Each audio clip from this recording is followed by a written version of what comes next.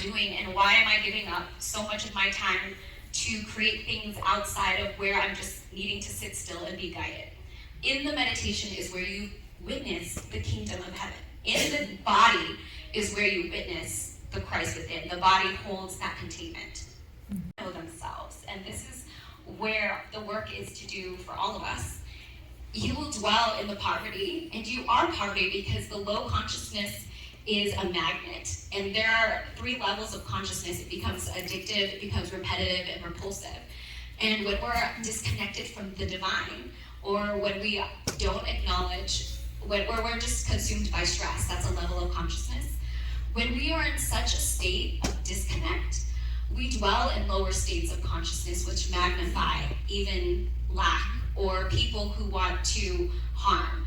When you're in a low state of consciousness, it shows up in all of your experiences. So who dwells in poverty attracts the poverty and becomes the poverty. But when you dwell in the spirit, you attract only what is true, which is abundance, light, Christ consciousness. You become one with the creator source. You become one with the light. And so we're all being called to check ourselves. We have 2 paths, Jesus calls it. The narrow gate is having intention. And every decision we make can get us closer to what is commitment to the divine. Resistance is what causes the most stress. Any form of suffering is resistance. If there's something happening in here and you're like, I don't like it, that's the moment where suffering is created because you are not accepting what is right in front of you. And I have witnessed this time and time and again, and the power is to witness. Once you see your resistance to something, once you see that person that you don't like, once you can witness that you're triggered by this person, instead of pulling it down and saying, it's okay, that's how the person's gonna be, you're seeing that I myself am not okay with what's happening, and that's okay. But the more you resist it, the more it will persist. And you need to get out of your mind into a state of the flow so that God can move you and you can be used by God. When you find yourself getting resistant or hostile toward or envious or angry, I love this because one of my greatest takeaways from my trainings in India is emotions are not you, they're clouds that pass away, but really when I never had access jealousy before. Growing up, I grew up in Unity, so Unity was like, everything's all good. And so I only knew myself to be that and didn't give myself permission to access sadness or grief, or it was just, I thought I was too good for jealousy. I was like, everybody has their piece of their pie. I don't need to be jealous. I have so much. I just filled myself up to deny. I didn't want to ever experience jealousy. But the moment I witnessed myself experiencing jealousy, I was jealous. And it was something so small. It was like, someone was in the front row of the temple and I couldn't get there. And I was so mad.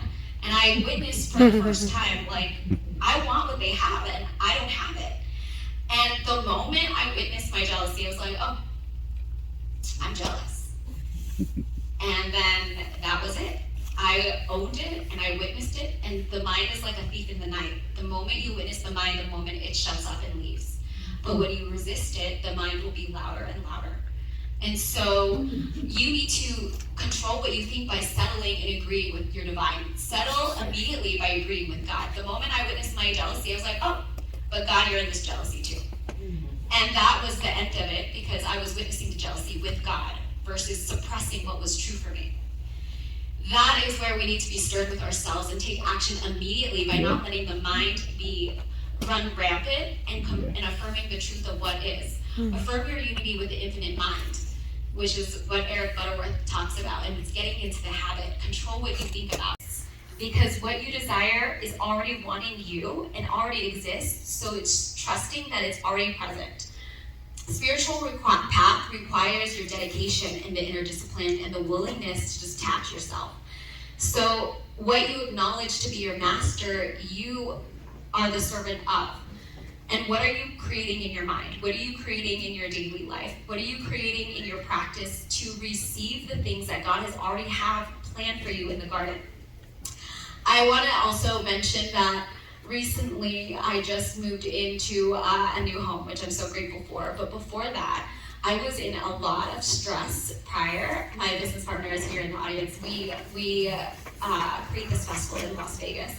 And amongst the stress of that, it was like a 6-month investment. There was a moment where my business partner and I hit like a real solid like rock. We were like, this is really exhausting. And we were really tired from doing all the things of producing something so big.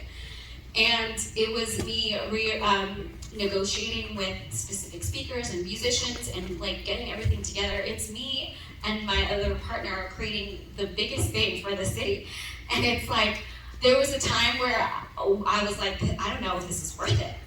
And I had to go to the secret place inside me and I had to give it all away and even think like, if this isn't gonna happen, I'm going to trust what is.